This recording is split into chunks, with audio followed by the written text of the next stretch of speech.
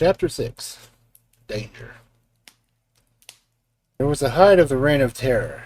McMurdo, who had already been appointed Inner-Deacon, with every prospect in some day succeeding McGinty as bodymaster, was now so necessary to the counsels of his comrades that nothing was done without his help or advice. The more popular he became, however, with the Freeman, the blacker were the scowls which greeted him as he passed the streets for Mesa. In spite of their terror, the citizens were taking heart to bind themselves together against their oppressors. Rumors had reached the lodge of secret gatherings in the Herald office and the distribution of firearms among the law-abiding citizens. But McGinty and his men were undisturbed by such reports. They were numerous, resolute, well-armed. Their opponents were scattered and powerless. It would all end, as it had done in the past, in aimless talk, possibly in important arrests. So said McGinty, McMurdo, and all the bolder spirits. It was a Saturday evening in May. Saturday was always lodge night, and McMurdo was leaving his house to attend it when Morris, the weaker of the order, came to see him. His brow was creased with care, and his kindly face was drawn and haggard. "Can I speak with you friendly, McMurdo?" "Sure." "I can't forget that I spoke my heart to you once, and that you kept it to yourself, even though the boss himself came to ask you about it." "What else could I do if you trusted me? It wasn't that I agreed with you what I said." "I know that well, but you're the one here who can speak to and be safe. I have a secret here." He put his hand to his breast. "It is burning the life out of me. I wish to come to anyone of you but me. If I tell it, it will mean murder for sure. If I don't, it may bring the end of us all. God help me, but I'm near out of my wits over it." McMurdo looked at the man earnestly. He was trembling in every limb. He poured some whiskey into his glass and handed it over to him. "There's the physic for the likes of you," he said. "Now let me hear it." Morris drank, and his white face took a tinge of color. "I can tell you all in one sentence," he said. "There's a detective on our trail." McMurdo stared at him in astonishment. "Why, man, you're crazy," he said. "Isn't the place full of police and detectives, and what harm did they ever do us?" No, it's not a man of the district. As you say, we know them, and there's little that they can do. But have you heard of the Pinkertons?" "I read of some folk by that name." "Well, you can take it from me that you've no show when they're in your trail. That's not a take and miss that government's concerned. It's a dead earnest business proposition that's out for our results, and if it keeps still, by hook or by crook, it gets them. If a Pinkerton man is deep in this business, we are all but destroyed." "We must kill him." That's the first thought that came to you. So we'll be up in the lodge. Didn't I say to you that it would end in murder?" "Sure, what is murder? Isn't it common enough in these parts?" "It is indeed, but it's not for me to point out the man who is to be murdered. I'd never rest easy again. And yet it's our own necks that may be at stake. In God's name, what shall I do?" He rocked to and fro in his agony and indecision.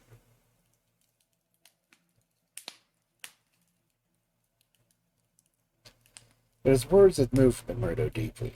It was easy to see that he shared the other's opinion as to the danger, a need for them meeting it. He gripped Morris's shoulder and shook him to his earnest. "See here, man," he cried, and almost screeched the words in his excitement. "You won't gain anything by sitting keening like an old wife at a wake. Let's have the facts. Who is the fellow? Where is he? And how did you hear of him? And why do you come to me?" "I came to you for you're the one man that would advise me. I told you that I had a store in the East before I came here. I left good friends behind me. One of them is in the telegraph service. Here's a letter that I had from him yesterday. It's your part to the top of the page. You can read it for yourself. This is what Murdo read. How are the Scowrers getting on in your parts? We read plenty of them in the papers. Between you and me, I expect to hear news from you before long. 5 big corporations and the 2 railroads have taken the thing to the dead earnest. They mean it, and you can bet they'll get there. They're right down to it. Pinkerton has taken hold under their orders, and his best man, Bertie Edwards, is operating. The thing has got to be stopped right now. Now read the postscript. Of course, what I give you is what I learned in business, so it goes no further. It's a queer cipher that you handle by the yard every day, and you can get no meaning from. McMurdo sat in silence for some time with the letter in his restless hands. The mist had been lifted for a moment, and there was an abyss before him. Does anyone else know of this? He asked. I've told no one else. But this man, your friend, has he any other person that he would likely write to? Well, I dare say he knows 1 or 2 more. Of the lodge? It's likely enough. I was asking because it is likely that he may have given the description of this fellow Bertie Edwards. Then he could get this trail. Oh, it is possible, but I should think not he knew him. It's just telling me the news that came to him by way of business. How would he know the Pinkerton man? McMurdo gave a violent start. By gosh, he cried, I've got him. What a fool I was to not know him. Lord, but we're in luck. We'll fix him before he can do us any harm. See here, Morse. Will you leave this thing in my hands? Sure, if you will only take it off of mine. I'll do that. You can stand right back and let me run it. Even your name need not be mentioned. I'll take it in myself as if it were me that the letter has come. Will that content you? It's just what I would ask. I'll leave it with that, and keep your head shut. Now, I'll get down to the lodge, and we'll soon make the old man Pinkerton sorry for himself. You would kill this man?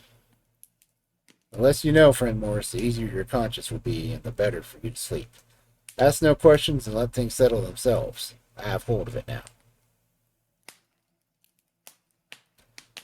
Morris shook his head, sadly, as he left.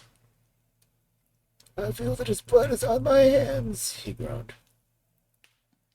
Self-protection is no murder anyhow, said McMurdo, smiling grimly. It's him or us. I guess this man would destroy all of us if we left him alone in the valley.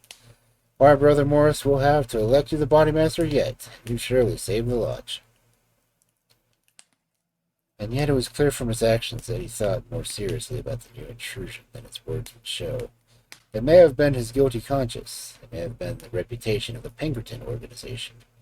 It may have been the knowledge that a great rich corporations had set themselves to the task of clearing out the Scowrers. But whatever his reason, his actions were those of a man who was preparing for the worst. Every paper he could incriminate himself was destroyed before he left the house. After that he gave a long sigh of satisfaction, for it seemed to him that he was safe. And yet the danger must still have pressed upon him somehow, for on his way to the lodge he stopped at old Shafter's. The house was forbidden him, but when he tapped on the window, Eddie came out to him. The dancing Irish devilry had gone from her lover's eyes. She now read his danger in his earnest face. Something has happened, she cried. Oh, Jack, you're in danger? Sure, it's not very bad, my sweetheart, but yet it may be wise that we make a move before it was worse. Make a move? I promised you once that I would go someday. I think the time is coming. Bad news tonight. Bad news, and I see trouble coming. The police? Well, Pinkerton. For sure, we wouldn't know what that is, Sheila, nor what it would mean for the likes of me. I'm too deep in this thing, and I may have yet to get out of it quick. You said you would come with me if I went. Oh, Jack, it would be saving with you. It would be the saving of you. Ouch. I'm an honest man in some things, Eddie. I wouldn't hurt a hair on your bonny head for all that would world give me, nor ever pull you down 1 inch from the golden throne which is above clouds where I always see you. Would you trust me? She put her hand in his without a word. Well then, listen to what I say and do as I order, for indeed it's the only way for us. Things are going to happen in this valley. Feel it in my bones. There may be many of us that will have to look out for ourselves. I'm one anyhow. If I go, by day or night, it's that you just must come with me. I'll come after you, Jack. No, you shall come with me. This valley is closed to me, and I can never come back. How can I leave you behind? Me, perhaps in hiding from the police, with never a chance to message. It's with me you must come. I know a good woman in the place where I come from. If it's there, I'll leave you till we can get married. Will you come? Yes, Jack, I will come. God bless you for your trust in me. It's a fiend out of hell that I should be abused. Now, mark you, Eddie. It will be just a word to you. When it reaches you, you drop everything and come right down to the waiting hall at the depot. Stay there till I come for you. Day and night, Jack, I will come. Somewhat eased in mind now that his own preparations for escape had already begun, McMurdo went down to the lodge. It had already assembled, and only the complicated signs and countersigns could he pass through the outer guard and inner guard who had close-tiled it. Buzz of pleasure and welcome greeted him as he entered. The long room was crowded, and though the haze of tobacco smoke, he saw the tinged black mane of the bodymaster, the cruel, unfriendly features of Baldwin, the vulture face of Haraway, the secretary, and a dozen more who were among the leaders of the lodge. He rejoiced that they should all be there to take counsel over the news. Indeed, it's glad that you are here, brother, the chairman. There is business here that wants Solomon and judgment. To set it right. It's Lander and Egan, explained his neighbor, as he took his seat. They both claim the head money given by the lodge for the shooting of Old Man Crab over at Stylestown. And who's to say which fired the bullet? McMurdo rose in his place and raised his hand. The expression of his face froze the attention of the audience. There was a dead hush of expectation. Worshipful Master, he said in a solemn voice, I claim urgency. Brother McMurdo claims urgency, said McGinty. It's a claim that now, by the rules of the lodge, takes precedence. Now, brother, we attend you.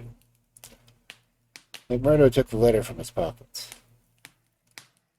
Worshipful Master and brethren, he said, I am the bearer of ill news this day, but it is better that you should be known and discussed than a blow should fall upon us without warning, which would destroy us all.